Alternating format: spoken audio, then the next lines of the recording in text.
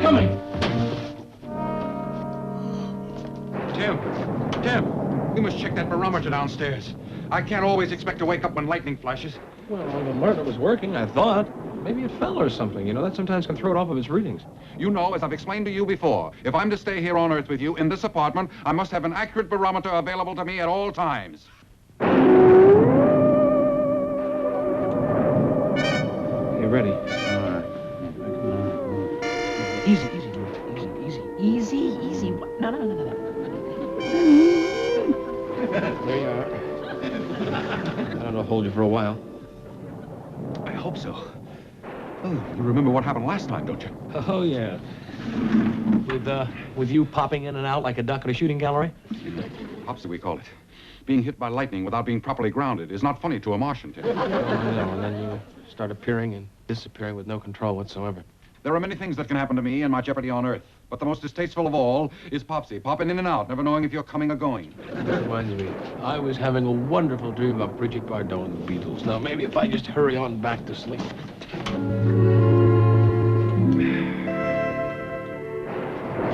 That Tim is really a good boy. I guess I should be more grateful to him. After all, it isn't easy to learn to wire a Martian. I mean, if he didn't really put his mind to it, it's so easy to make a mistake.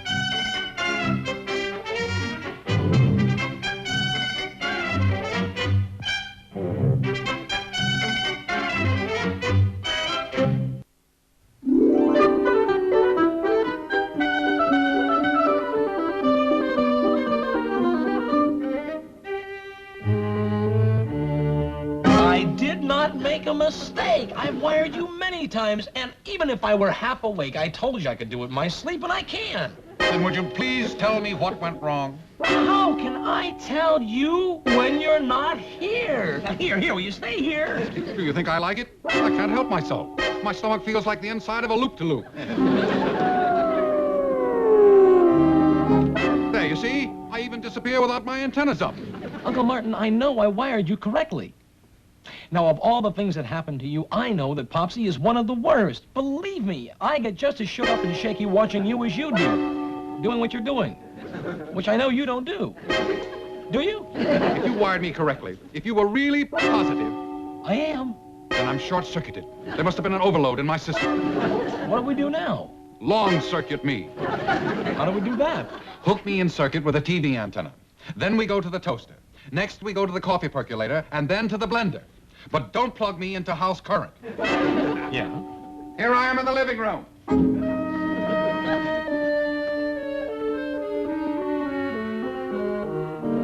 Next, we go through the three-way lamp. Then we anchor down to the doorknob. That's brass, and if I hold on to it, I can be ground round. Round, round? Ground round. It's a term you people use for chopped meat. We Martians use it for charged doorknobs. I'll explain as we go along. But first, get a long length of wire. Well, just don't stand there. Hurry. And remember, we start with the TV antenna. The TV antenna, right.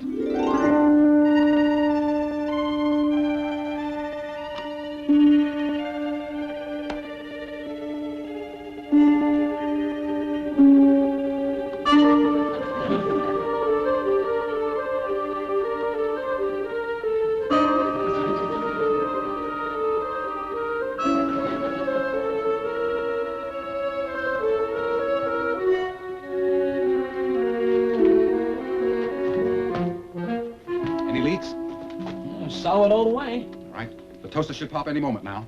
You stay with the wire and follow it in case something goes wrong. This is gonna work. It's a form of chain reaction. Your scientists have just stumbled into it. With us Martians, it's mere child's play. Hurry now. The current should be coming along any moment now. Through me. To the doorknob. Which is ground. Round.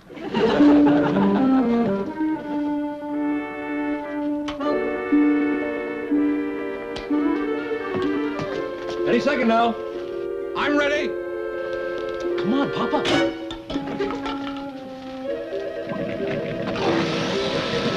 Got a toaster, percolator, blender.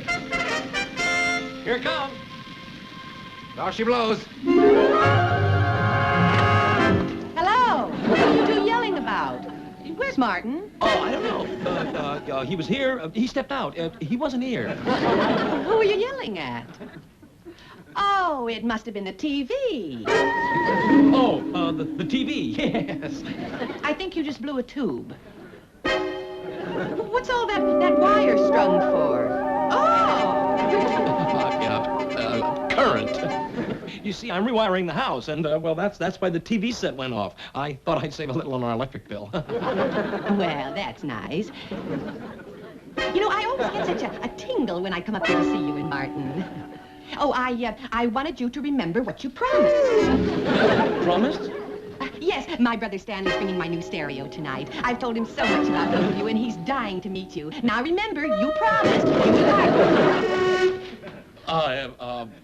Skinny nails. You know, we thought when we were rewiring the house, we'd put in fatter nails fixed up. Oh, good. That's nice. That's what I've been telling my brother Stanley about, what marvelous tenants you both are. He really is dying to meet you. Now, I'll be heartsick if you break your promise and don't show up. All right? Fine, right. Whatever he says. You say. We'll be there. Oh, good. I knew you wouldn't let me down. Oh, thank you. Yeah.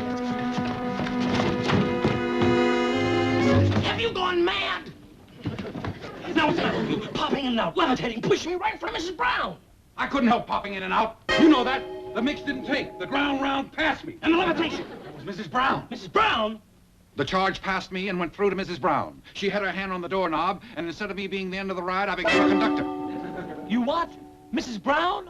Has my levitating powers. They passed through me and to her. But how? I told you I was a conductor. She got the transfer. You're making jokes. That's what you're doing. You're making horrible jokes. You're the conductor. She got the transfer, and I'm off my trolley. I would like to laugh, but it's not funny. Follow me. Okay. Where'd you go? Will you stop being ridiculous? We're going to peek in Mrs. Brown's window. That's where we're going. Peek? Yes, peek. To see how much levitating power she has and how bad it's getting. Excuse me. Come on.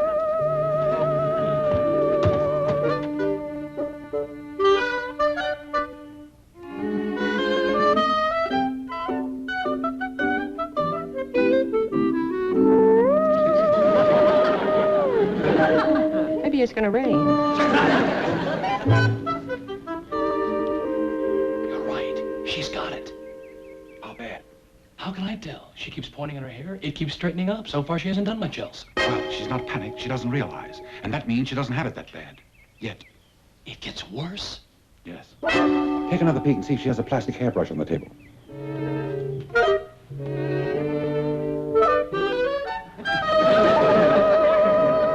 Hello, Peking Tim.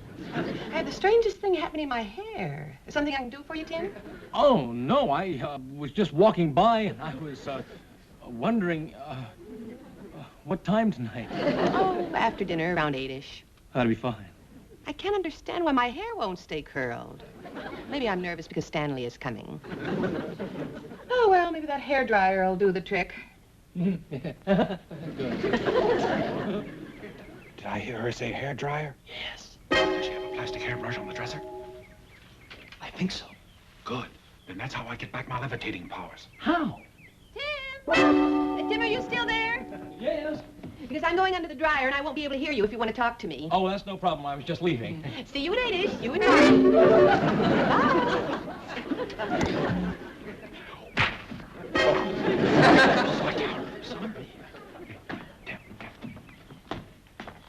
Now listen quickly. You go inside and get her to hold a plastic brush with one hand. Then you hold her other hand. Then you put your left foot on the metal part of the hairdryer. Then you take your right foot and put it up against an exposed wall socket. I what? Then you take your free hand and put it out the window. I'll take hold of it. Then I'll put my foot on that metal standpipe up there, and that's how I get my power back. I do what? I put my foot where? It's very simple. Just think of recreating the chain. Get her to hold the plastic brush. Then you take her other hand. The electric socket will be the drive. My, what a lovely watch. Oh, I thought you were leaving, and I can't hear under this dryer. I was just admiring your watch. Tim, what's the matter with you? Do you feel all right? I feel just fine, yes. Well, you know, I told you I was wiring my apartment. Yes. Well, you see, I'm measuring the distance between the hairdryer and the wall plug. Now, based on the principle that the August on the Sanaspore has to have a ratafortis, and also assuming that you understand the Comac, well, then you must have a Melton, Penn-Penston, Melton. Oh, yes. And, you wouldn't want me to overload your circuit. No. But my brother Stanley's an audio engineer, and I'm sure he can help you. And I don't understand why you keep doing this, and I can't hear a thing under this car.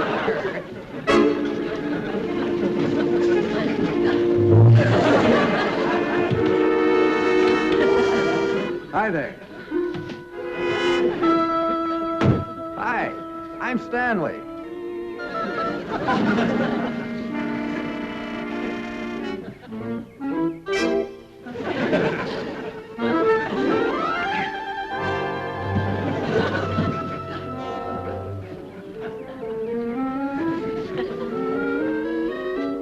Hi, I'm Stanley.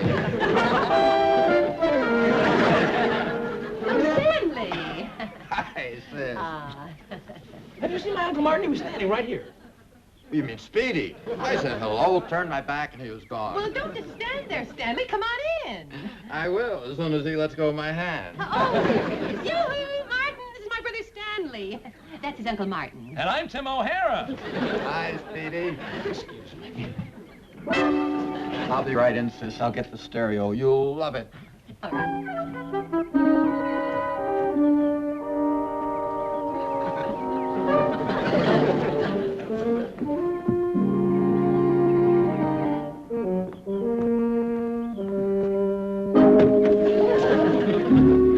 There you are, Speedy.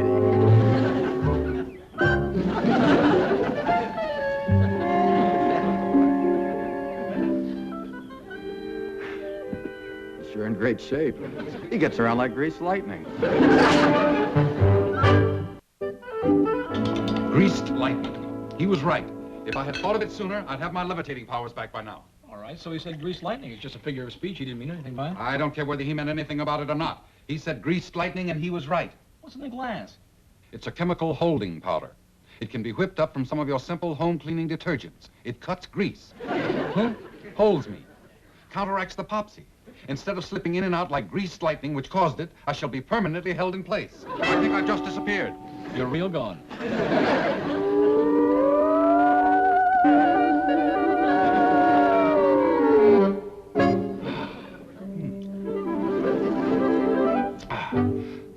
No more popsy, Tim. I'm here definitely, Tim.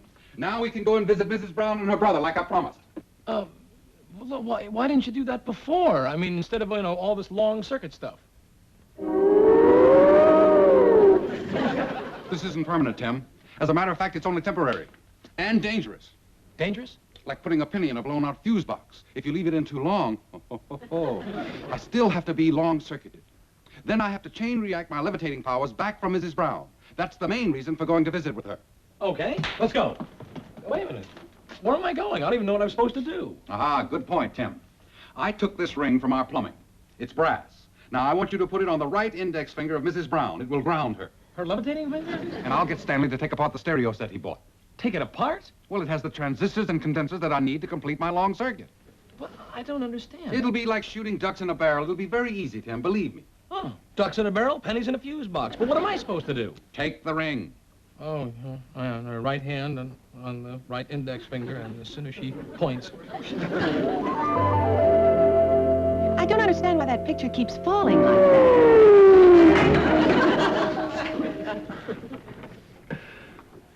Must be bent from being stuffed in the closet all the time. Oh, don't say that, Stanley. I didn't bring that picture out just because you're here tonight. It's been out all along, hasn't it, Tim? Oh, yes, it's been standing there all the time. That's a lovely shade of fingernail polish you have, Mrs. Oh, Brown. thanks. Would anyone like some after-dinner mints?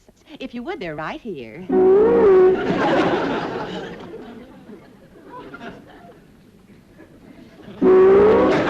Love one. They're delicious. Maybe Stanley would like one. Would you? No, thank you. I thought you would. Tim? Oh, won't you sit down, Martin? Oh, You know, during dinner tonight, I kept dropping... dropping things, and I wasn't even near them. Why don't you turn on the stereo? I'd like to hear how your set sounds. Oh? Hear it. It is beautiful, isn't it? Has matched tweeters and woofers, as well as mid-range. They seem quite serious. Who?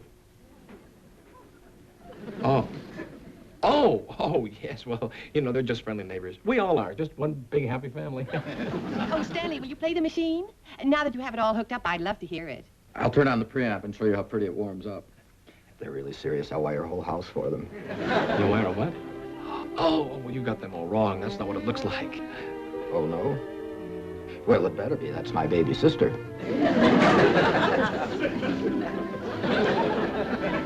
Uncle Martin, why don't you go over and watch Stanley? He has the preamp on.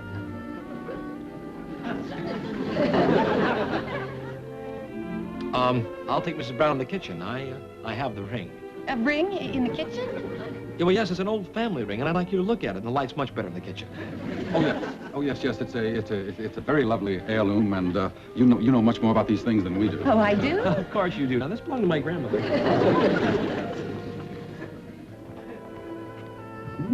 That's quite a machine. I'm a hi-fi fan, you know. The kid sent you over. I mean it. I saw you holding hands with my baby sister. If you're really serious about her, I'll wire a whole new house for you. What's this? What'd you do that for? That's a 787310, and I had it all balanced in. Look, you want to talk about a dowry? Now, let's just see what it looks like on you. Oh, no, not that finger. It's too small. This finger. Oh, yes, well. Ow! See, I told you, it's too small. I think it's stuck. Oh, really? Well. Let's see what it looks like under the light. Oh, it's lovely. What are you doing? And what's this? What are you, some kind of a nut? Why do you want to take my stereo apart? I just put it together. Oh, I just wondered what this was. I don't care if it's stuck. You can keep it. Oh, Tim. Oh, Tim. Oh, Stanley, look at the ring Tim just gave me. Tim gave you? Yes, it's old world brass. It's from my grandmother's time. He gave? Mm-hmm. But I thought you... He must be a lot older than he looks. And you must be a lot younger. Stanley, what happened to my new stereo? Oh, I'm afraid I did this. I'll fix it right away. Here, now, you hold this. Yes, I want to talk to you about him. Because if you're thinking seriously... Hey, don't do that. What was... Earthquake. Earthquake? It was in the papers tonight. Light trim is expected in this vicinity. Yes. Can I see you alone for a minute in the kitchen? Okay? Is everything okay?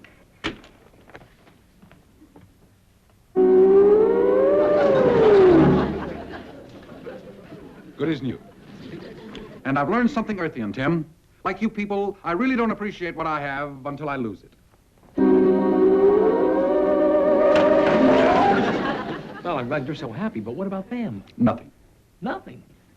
Sandy's inside scrubbing her finger with soap, trying to get the ring off, and at the same time trying to convince her to get us off her property, or at least not be friendly with us.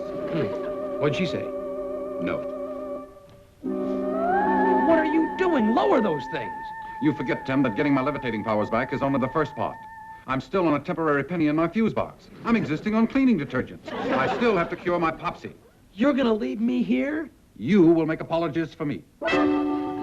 Oh, hi, there you are. Martin had to leave. He had a splitting headache.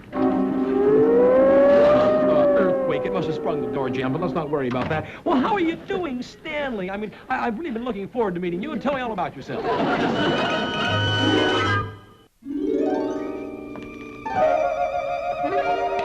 All clear.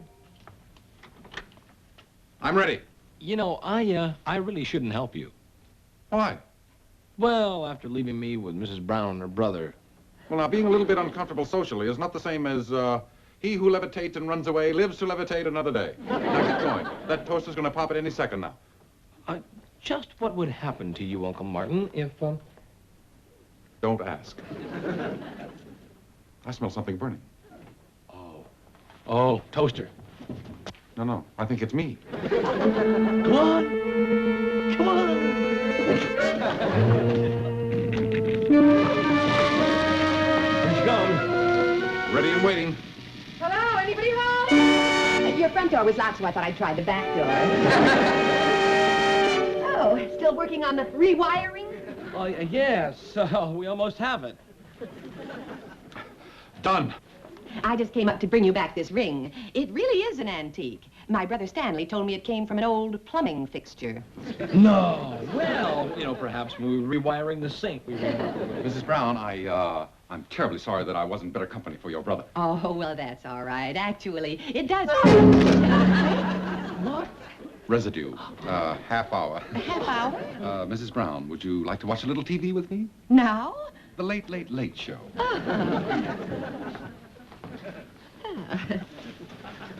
Turn on the TV, Tim. I think I'll take a little walk.